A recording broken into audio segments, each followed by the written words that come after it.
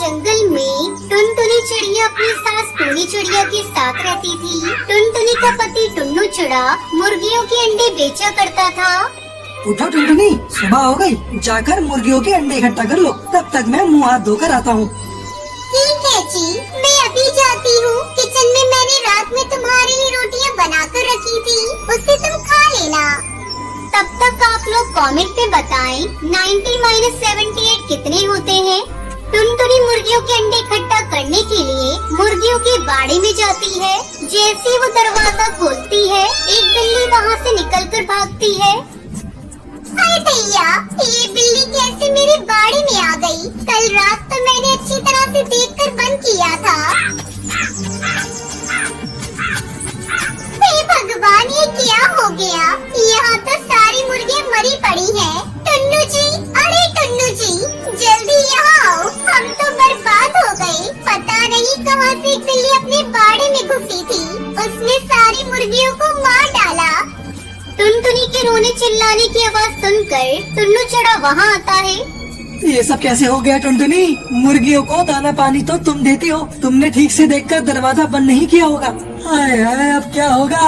अब मैं कैसे लाला तोता रात में कर चुकाऊंगा। अचानक टुन्नू चिड़ा बेहोश होकर गिर जाता है और उसकी मौत हो जाती है।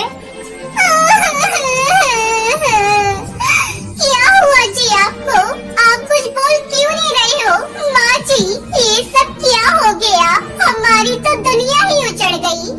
उधर कालू कौवा ये सब देखकर बहुत खुश होता है और अपनी पत्नी सुंदरी से कहता है, बड़ा आया था मुझसे मुकाबला करने, तेरी अक्कल की 2 दांत देनी पड़ेगी। सुंदरी, तेरी मौसी ने तो कमाल कर दिया। मेरे दुकान से सारे अंडे कोई खरीदता ही नहीं था इस टुन्नू के चक्कर में। अरे, मैंने मौसी से कहकर टुन्नू की सारी मुर्गियों को मरवा डाला और जिस गम से टुन्नू भी मर गया। अब तुम्हारा रास्ता साफ है, अब खूब अंडे बेचो, हाँ नहीं तो। धीरे धीरे समय गुजरने लगता है। एक दिन टुनटुनी जब नदी पर पानी पीने गई थी तो वहाँ उसे घायल बाबा बास मिलता है। पानी पानी, कोई तो मुझे पानी पिला दो। बाबा, क्या हुआ आपको? आप परेशान मत होइए, मैं अभी आपको पानी पिलाती हूँ। टुनटुनी चिड़िया नदी से पानी लेकर आती है और बूढ़े बाबा बास को पानी पिलाती है। पानी पीकर बास बाबा उससे कहते हैं, मैं एक जादूगर हूँ। एक दुष्ट बिल्ली ने मुझे घायल कर दिया था, तुमने मुझे पानी पिलाकर मेरी जान बचाई है। चिड़िया, मुझे तुम उदास दिखाई दे रही हो, क्या बात है, मुझे बताओ। टुनटुनी चिड़िया उस बाबा जादूगर को सारी बात बताती है। बाबा, मेरे पति अब इस दुनिया में नहीं रहे। मैं अपनी सास के साथ रहती हूँ और मेहनत मजदूरी करके अपनी जिंदगी गुजर बसर कर रही हूँ। तुम्हारी दुख भरी कहानी सुनकर मुझे बहुत दुख हुआ। मैं तुम्हारे पति को तो वापस नहीं ला सकता, लेकिन तुम्हारी मदद कर सकता हूँ। ये लो जादुई अंडा, इसे ले जाकर अपने खेत में दबा देना, तुम्हारे सारे कष्ट दूर हो जाएंगे। आपका बहुत बहुत शुक्रिया बाबा, मैं आपका ये एहसान कभी नहीं भूलूंगी। टुनटुनी संडे को लेकर अपने आंगन में बो देती है। अगले दिन उसकी खुशी का ठिकाना नहीं रहता। सारा आंगन अंडों से भरा पड़ा था, जिसे बेचकर वो अमीर हो जाती है। इस तरह टुनटुनी अंडे की खेती करके अपनी सास टोनी के साथ खुशी खुशी रहने लगती है। मनाली के जंगल में टूनी चिड़िया अपने पति कालू कौवे के साथ रहती थी। उसके पास थोड़ी सी जमीन थी, जिस पर दोनों पति पत्नी खेती किया करते थे। कुछ समय बाद उनके घर एक बेटी ने जन्म लिया। टूनी चिड़िया ने उसका नाम टुनटुनी चिड़िया रखा। वहीं एक हादसे में कालू कौवे का पैर टूट जाता है। तभी से टूनी चिड़िया ने घर और बाहर की जिम्मेदारी संभाली। टूनी चिड़िया अपने खेतों में बहुत ज्यादा खाद डालती थी, जिसके कारण धीरे धीरे उसका खेत बंजर हो गया। मैंने तुमसे कितनी बार कहा था कि खेत में इतना ज्यादा खाद मत डालो, लेकिन तुम मेरी बात सुनती कहाँ हो? अब देख लिया ना, पूरा खेत बंजर हो गया। हाँ कालू, ये सब मेरी गलती है। मैंने तुम्हारी बात कभी नहीं सुनी। मैं शहर के जंगल जाकर कल ही काम की तलाश करूँगी, ताकि घर गृहस्थी अच्छे से चल सके। अगले दिन टूनी चिड़िया काम की तलाश में शहर के जंगल जाती है। भैया, अगर मेरे लिए कोई काम है तो बताओ, मुझे काम की तलाश है। लेकिन वो पक्षी उसे काम नहीं देता। फिर टूनी चिड़िया दूसरी दुकान पर जाती है। साहब, अगर मेरे लिए कोई काम हो तो मुझे बताइए, मैं कोई भी काम कर लूँगी। जा बहन जा, यहाँ तेरे लिए कोई काम नहीं है। बहुत कहने पर भी टूनी चिड़िया को कोई काम नहीं देता। थक हार कर टूनी चिड़िया एक डाल पर बैठ जाती है। सुबह से शाम हो गई, मुझे कोई काम नहीं मिला। मैं क्या मुंह लेकर घर जाऊंगी? अगर कालू पूछेगा तो उसे क्या जवाब दूंगी? अरे बहन, सुबह से देख रहा हूँ तुम यहीं डाल पर बैठी हो। तुम देख ही रही हो, यही पास में मेरी कपड़े की दुकान है। अगर तुम मेरी दुकान पर काम कर सकती हो तो मैं तुम्हें काम दूंगा, लेकिन तनख्वाह कम मिलेगी। टूनी चिड़िया को जैसी मुंह मांगी मुराद मिल गई थी। वो खुशी खुशी कपड़े की दुकान में काम करने लगती है। कुछ दिन गुजर गए। अचानक एक दिन कपड़े की दुकान बंद हो जाती है और टूनी चिड़िया फिर से बेरोजगार हो जाती है। दुखी मन से टूनी चिड़िया घर आती है और ये बात अपने पति को बताती है और भगवान से रोती हुई कहती है, हे भगवान, ये तुम कैसा दिन हमें दिखा रहे हो? अभी अभी तो मुझे काम मिला था, फिर से तुमने उसी दौराहे पर लाकर खड़ा कर दिया। अब हम कैसे घर चलाएंगे? माँ, तुम क्यों रो रही हो? पापा, क्या हुआ मम्मी को? मम्मी, आप मेरे लिए मिठाई नहीं लाई? मैंने तो आपको सुबह ही कहा था मुझे आज मिठाई खानी है। चुप हो जा कमबख्त, देखती नहीं तेरी माँ की नौकरी छूट गई है और तुझे मिठाई खाने की पड़ी है। इस बेचारी को तुम क्यों डांट रहे हो? इसमें इसका कोई दोष नहीं, ये सब मेरे भाग्य का दोष है। उस दिन पूरा परिवार बिना खाना खाए ही सो गया। अगले दिन टूनी चिड़िया से मिलने उसकी हरी काकी घर आती है। अरे काकी, आप और यहाँ, आपके घर सब ठीक तो है ना? क्या करूं बिटिया, अब तुम लोगों के सिवाय इस दुनिया में मेरा कौन है, इसलिए तुम लोगों से मिलने चली आई। और टूनी बेटा, तू बता, तू आजकल क्या कर रही है? क्या बताऊं काकी, मेरी जमीन खेती लायक नहीं रही, बंजर हो गई और कालू का भी पैर टूट गया। अब घर पर बैठी हूँ, कहाँ जाऊँ, क्या करूँ, कुछ समझ में नहीं आ रहा है। अब तुझे दुखी होने की कोई जरूरत नहीं है बेटा। तू अपने पूरे परिवार के साथ चल मेरे घर। वहाँ चलकर मेरी अंडे की खेती की देखभाल कर। जब अंडे बड़े हो जाएंगे तो उन्हें बेचकर जो पैसे मिलेंगे उससे तू अपने परिवार का खर्च चलाना। मेरा क्या है, आज हूँ कल नहीं रहूंगी।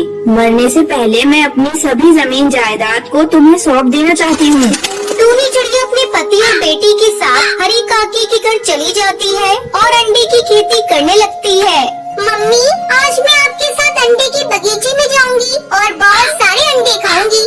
हाँ हाँ बिटिया, चल आज मैं तुझे अंडे के बगीचे में ले चलती हूँ। तुझे जितना मन करेगा उतने अंडे ले लेना। फिर टुनटुनी चिड़िया टूनी के साथ अपने अंडे के बगीचे में जाती है और बड़े बड़े अंडे तोड़कर टोकरी में रखती है।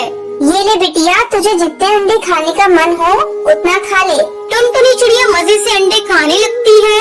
इस तरह टूनी चिड़िया अंडे की खेती करती और उन्हें अच्छे दाम पर बाजार में बेचा करती। धीरे धीरे उनकी गरीबी दूर हो जाती है और वो लोग खुशी खुशी रहने लगते हैं। टुनटुनी बहू, आओ यहाँ मेरे पास बैठो। लेकिन टुनटुनी नीचे बैठ जाती है। अरे ये क्या बहू, तुम सोफे पर बैठो, नीचे क्यों बैठ गई? अब तुम इस घर की नौकरानी नहीं बहू हो। बबली, मुझे लगता है तेरी नौकरानी बहू तो बन गई, लेकिन अपनी औकात नहीं भूली तेरी। एक गांव में एक छोटा सा जंगल था।